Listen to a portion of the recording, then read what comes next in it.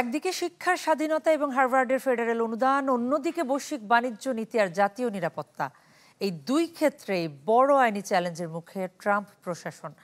এখন সুপ্রিম কোর্টের সিদ্ধান্ত নির্ধারণ করবে ট্রাম্পের নেওয়া পদক্ষেপ টিকে থাকবে নাকি ইতিহাসে জায়গা পাবে প্রশাসনিক সীমা লঙ্ঘনের উদাহরণ হিসেবে। বিচার বিভাগের শক্ত অবস্থানে ফের সরগরম মার্কিন রাজনীতি। দুই ভিন্ন ইস্যুতে প্রেসিডেন্ট ডোনাল্ড ট্রাম্প ও তার প্রশাসনকে ঘিরে শুরু হয়েছে আইনি লড়াই। প্রথম ঘটনায় এক ঐতিহাসিক রায়ে হার্ভার্ড বিশ্ববিদ্যালয়ের অনুদান বন্ধে ট্রাম্প প্রশাসনের সিদ্ধান্তকে অবৈধ ঘোষণা করে মার্কিন নিম্ন আদালত।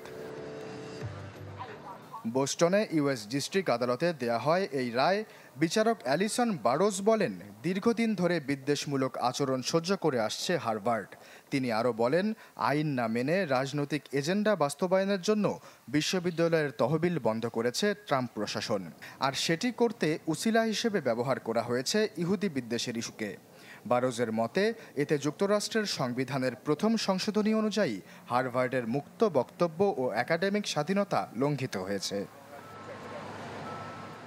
এপ্রিলে এক নির্বাহী আদেশে হার্ভার্ডের $2.2 তহবিল স্থগিত করেন ট্রাম্প।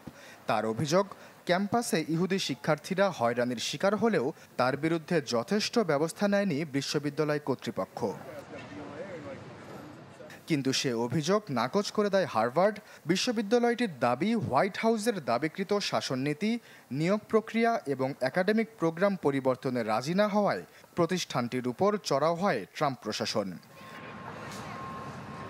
এদিকে শুল্ক নীতি নিয়েও একই দিনে আদালত চত্বরে ট্রাম্প প্রশাসন। গেল সপ্তাহে ট্রাম্পের আরোপ করা বেশিরভাগ আমদানি শুল্ককে বেআইনি ঘোষণা করে মার্কিন আদালত। দেশটির ফেডারেল সার্কিট কোর্টের ঘোষণা অনুযায়ী জরুরি অর্থনৈতিক ক্ষমতা আইনের আওতায় যে শুল্ক আরোপ করেছেন ট্রাম্প, সেটি তার এখতিয়ারভুক্ত নয়। শুল্ক আরোপের ক্ষমতা মূলত কংগ্রেসের হাতে। বুধবার এই রায়ের বিরুদ্ধে সুপ্রিম কোর্টে আপিল করেন ট্রাম্প। তবে সেখানেও এই রায় বহাল থাকলে শুল্কের আওতাভুক্ত দেশগুলোকে কয়েক বিলিয়ন ডলার ফেরত দিতে হবে ওয়াশিংটনকে।